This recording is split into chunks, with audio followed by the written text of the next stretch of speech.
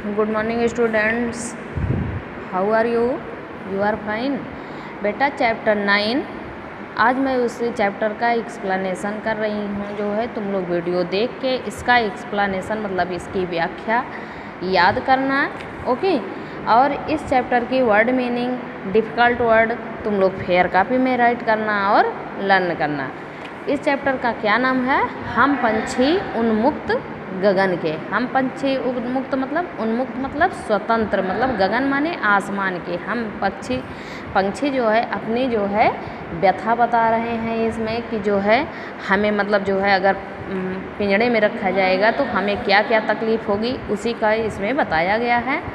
तो इस कविता का उद्देश्य है प्रत्येक जीव को अपनी स्वतंत्रता प्यारी होती है। प्रत्येक जीव मतलब सभी जीव, प्राणी और जीव को स्वतंत्रता प्यारी होती है, मतलब वो स्वतंत्र रहना चाहता है। इस पाठ का उद्देश्य लोगों को पक्षियों को कैद न करने के लिए प्रेरित करना है। मतलब इस पाठ का क्या उद्देश्य है कि पक्षियों को कैद करके न रखा जाए। अब कविता का सार है डॉक्टर शिव मंगल सिंह। मतलब इस कविता को किसने लिखा है? डॉक्टर शिव मंगल सिंह सुमन द्वारा लिखित इस कविता में पिंजड़े में कैद भोले भाले पक्षियों की मनोदशा का चित्रण किया गया है। मतलब इस कविता में जो पिंजड़े में कैद बंद करके रखे गए हैं भोले भाले पक्षी, उनकी मन स्थिति क्या है उसी के बारे में बताया गया है। साथ ही उन पंछियों के अंतर में दबी हुई, अंतर मतलब अंदर, उन पक्षियों के अंदर में दबी हुई खुले आकाश में उड़ने की इच्छा का भी वर्णन किया गया। मतलब उनके अंदर क्या दबी हुई भावना है, क्या इच्छा है, और खुले आसमान में वो उड़कर किस प्रकार से स्वतंत्र रहना चाहते हैं उसका वर्णन हुआ है, ओके। अब इसका मैं एक्सप्लेनेशन कर रही हूँ, मतलब हिंदी में व्याख्या बता रही हूँ। तो बेटा तुम लोग वीडियो देख के इसकी हिंदी व्याख्या पुनः रिवाइज करना, ठीक। हम पंछी उन्मुक्त गगन के। उन्मुक्त मतलब खुले आसमान के हैं। हम पंछी मतलब पंछी क्या कह रहा है कि हम जो है उन्मुक्त मतलब खुले आसमान में स्वतंत्र रहने वाले आसमान के हैं। पिंजर बंद न गा पाएंगे, मतलब पिंजड़े में बंध कर हम कुछ गा नहीं पाएंगे, ना कर पाएंगे, मतलब हमारी खुशी पूरी छिन जाती है। कनक तीलियों से टकराकर पुलकित पंख टूट जाएंगे। कनक तीलियाँ, कनक माने क्या होता है? सोना। वो चाहे मतलब पिंजड़ा जो है सोने का ही क्यों ना हो, लेकिन उसमें टकरा कर जो होता नहीं है कि अगर किसी भी चिड़िया या पक्षी को हम पिंजड़े में बंद करके रखते हैं तो उसी में फड़फड़ाता है। तो वो कह रहा है कि वो चाहे पिंजड़ा सोने का ही ना क्यों हो, लेकिन हमारे यह कोमल पंख जो है टूट जाएंगे। हम बहता जल पीने वाले क्या है? हम बहता जल मतलब जो है हम नदियों का बहता जल पीने वाले हैं। मतलब घूम टहल के उड़ के इधर उधर नदी तालाब सरोवर कहीं भी पानी पीने वाले हैं।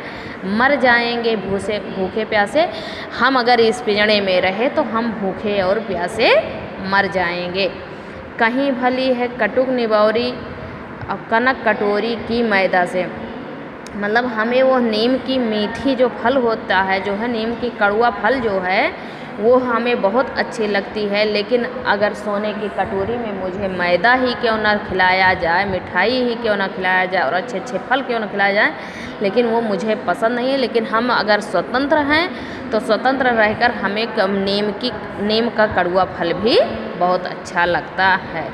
स्वर्ण श्रृंखला के बंधन में अपनी गति उड़ान सब भूले। स्वर्ण श्रृंखला मतलब सोने की इस कड़ी में मतलब जो है हम बंध कर जो है अपनी उड़ान मतलब गति, उड़ान, चाल, उड़ना सब चीज़ भूल जा रहे हैं। बस सपनों में देख रहे हैं तर की फुनगी पर के झोले। मतलब जो है वो जो पंछी क्या कह रहा है कि हम अगर इस पिंजड़े में सोने की जो है श्रृंखला में बंध कर अपनी हम गति मतलब चाल और उड़ान सब कुछ भूल जा रहे हैं। बस सपनों में हम जो है अब यह सपने में ही देख रहे हैं कि पेड़ की फुनगी मतलब पुलुई जिसको बोलते हैं आगे वाला भाग, तरु माने वृक्ष की, मतलब फुनगी पर के झूले मतलब अब हम सपने में ही देख रहे हैं, वो मुझे सचमुच नहीं मिल रहा है।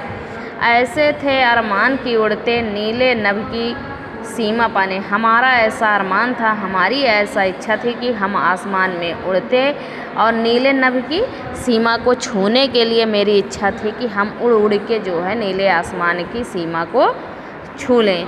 लाल किरण सी चोंच खोल लाल किरण सी मतलब हम जब जो है चिड़िया का क्या होता है, जब वो चोंच खोलता है तो अंदर से जैसे लाल भाग दिखाई देता है, तो वो कह रहा है कि लाल किरण से चोंच खोल। किरण माने मतलब रोशनी जो है होता नहीं, किरण माने रेस जो है, तो लाल किरण से चोंच खोल मतलब हम लाल किरण के समान अपनी चोंच को खोलकर चुगते तारक अनार के दाने। हम अनार के दाने मतलब घूम फिर कर इधर उधर चुगते जा, तारक अनार के दाने, तारों जैसे लगता कि हम अनार के दाने चुन रहे हैं।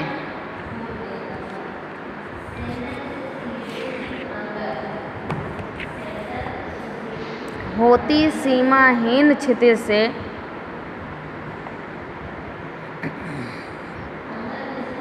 स्वर्ण श्रृंखला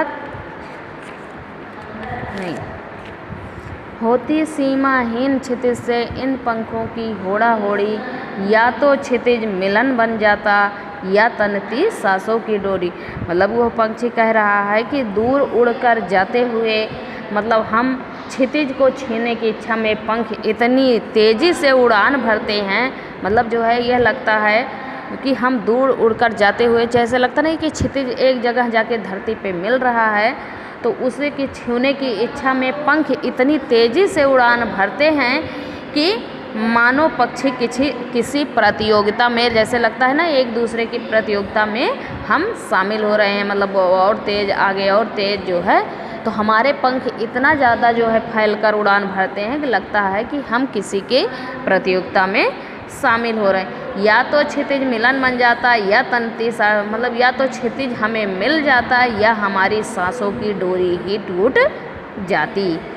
और नीड़ ना दो चाहे टहनी का, आश्रय छिन्न भिन्न कर डालो। नीड़ मतलब घोंसला, क्या होता है घोंसला, नीड़ माने घोंसला, मतलब हमें घोंसला चाहे उस टहनी पर का ना ही दो, चाहे टहनी मतलब नीड़ ना दो चाहे टहनी का, मतलब हमें नीड़ चाहे ना ही दो उस टहनी का, आश्रय छिन्न भिन्न, मेरे रहने का चाहे ठिकाना ही छिन्न भिन्न अलग कर डालो, लेकिन पंख दिए हैं, लेकिन अगर हे भगवान मुझे आपने पंख दिया है तो आकुल उड़ान में विघ्न न डालो, मेरे उड़ते उड़ान में मतलब मुझे स्वतंत्र रहने में विघ्न मतलब बाधा ना डालो। ठीक, ओके बेटा। अब इस चैप्टर को तुम लोग जो है वीडियो देख के इसका एक्सप्लेनेशन रिवाइज करना और इस चैप्टर की वर्ड मीनिंग तुम फेयर कॉपी में राइट करना। उसके बाद नेक्स्ट वीडियो में मैं तुम्हें इसकी एक्सरसाइज और क्वेश्चन आंसर बताऊंगी। तब तक तुम लोग वीडियो देख के इसका एक्सप्लेनेशन रिवाइज करना। Thank you, have a nice day.